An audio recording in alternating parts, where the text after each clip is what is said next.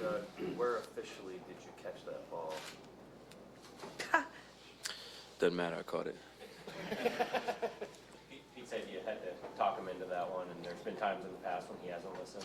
How adamant were you to throw the flag? Pretty adamant, but he's learned his lesson. Did you that pass? Did you know you were taken away from Jermaine, or who was that to? Or? Yeah, it was to Jermaine. I feel terrible about it, but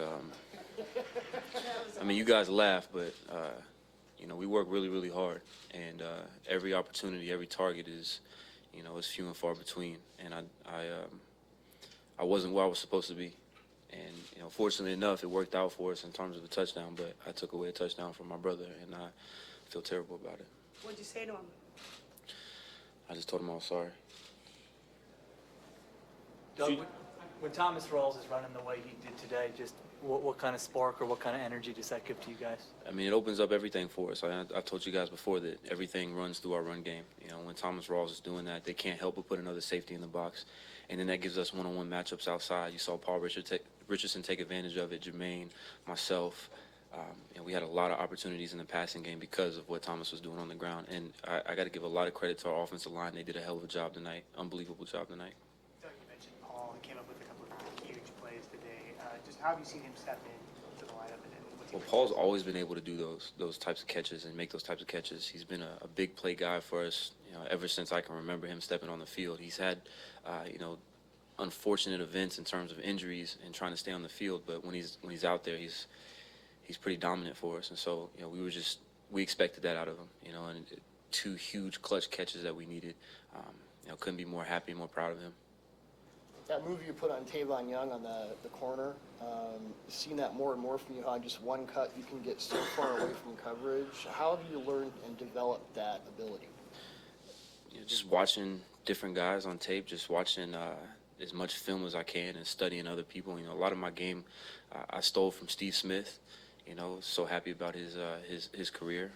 Shout out to Steve Smith, but I stole a lot of stuff from him, and I continue to steal a lot of stuff from him. You know, he's the reason why I wear 89 on my back. So a lot of that comes from other guys throughout the course of just watching film and through their careers. Is there something about not necessarily being faster on the field, but quicker in small spaces where you can just sort of define things by how quickly you think as opposed to move? Yeah, I mean, you know, I've said it before. I think the 40 is overrated. You know, if you're a good football player, you're a good football player. It doesn't matter how fast or how quick you are. But, you know, one of the things I pride myself on is being able to outsmart guys. You know, I'm not the biggest guy. I'm not the fastest guy. I'm not the quickest guy. But, you know, what I use to my advantage is I'll try to outsmart you as much as I can. And, you know, in that situation, we were able, offensively, we were able to outsmart the defense. Doug, on the first touchdown drive, you guys ran 8 in a row. Is that old school Seahawks football? That's Seahawks football. Ground and pound and then be explosive on the outside when we get our chances. How does winning this way make you guys feel about the potential you have going forward? Well, Ed, that's a great question. No, obviously we wanted to get back to the way that to playing the style of football that we know we're capable of.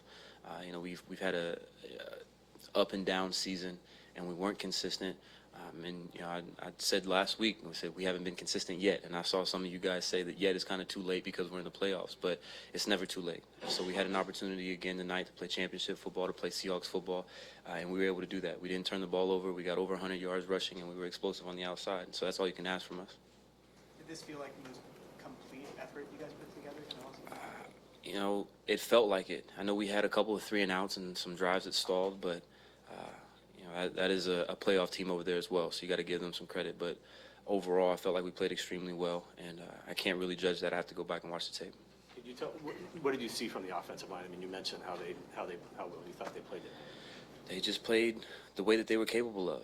You know, every game we go in, we know how talented they are, how good they can be. They just had to believe it amongst themselves, you know.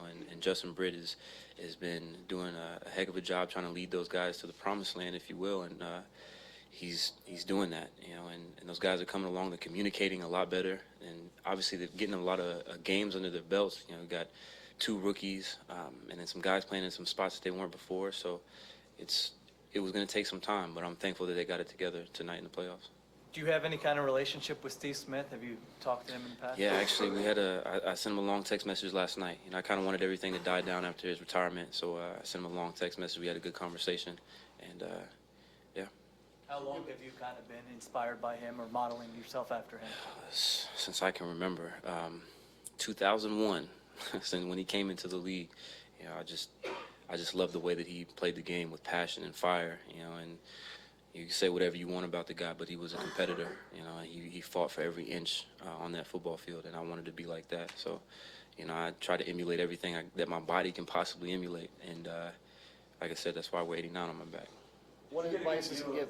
False touchdown, and what was the first thing you saw? I did. First and foremost, it's like somebody's got to throw the flag because that's pass interference. But then when he came up with it, I just looked around and I just couldn't believe it. But we've seen that from Paul. But you know, for him to have that success in a game, in a playoff game with so much implications, and then with a guy draped all over him, pass interference, that was an unbelievable catch by him. What advice has Smith given you? What advice hasn't he given me? He's, you know, Steve Smith is just a cerebral person. I've taken so much from the film that I've watched of him, but just talking to him, you know, one of the things that he's always told me is just appreciate it. You know, just you can't take it for granted. And so every time I'm out there, I think about, you know, when I was playing in Little League sports, Little League football, and how much I loved it and just enjoyed it as a kid. And I don't want to take it for granted. You know, sometimes it can get hard. We struggle throughout the course of the season, have ups and downs, but you got to be thankful that you're out there. And so that was one of the things that he's always preaching to me, is just be thankful for the moment that you have. So you could do this as far as taking that maybe negative energy and turning it into a positive? What negative energy? Angry Doug and all that? That was you guys. That had nothing to do with me. Tonight you set the franchise record for postseason catches. What does that mean to you? We won. That's what that means. So thankful and blessed for the opportunity to contribute in the way that I did, but ultimately ecstatic that we won. Doug, KJ said he was talking to Lofa last night, and that it felt, this week of preparation felt different than other weeks. Did you feel that on offense? Absolutely. Offensively, you know, on Fridays it's called No Repeat Friday, right? But for whatever reason, we have a whole bunch of repeats on both sides of the ball. I think they just say that because they want us, you know, they want to kind of piss us off when they make us repeat plays. But they really didn't have much to repeat. You know, the coaches couldn't make us repeat any plays because we were so much on it.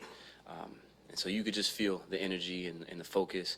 Everybody was locked in, and it was a beautiful week of practice. So what cut it all this year? A couple times. You know, again, it just wasn't consistent. But, you know, some weeks it'd be defense is on it. Some weeks it'd be offense was on it. Some weeks, you know, both of us would be on it. But this week it felt like a complete put together throughout the course of the week.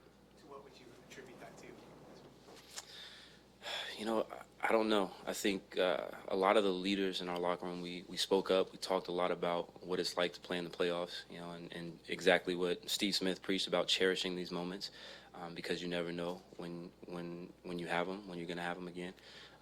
And not trying to make anything up, not trying to do anything different, because, you know, like we always tell you guys, it's a championship opportunity. Every regular season game is a championship opportunity for us. And the reason why we say that is because when we get to the playoffs, it is a championship opportunity. And so just relaying that message that it's a championship opportunity, and to sacrifice, you know, stats or whatever it may be for the guy next to you, so that we can go and accomplish our major goal. Anything else? Thanks, guys. Thanks.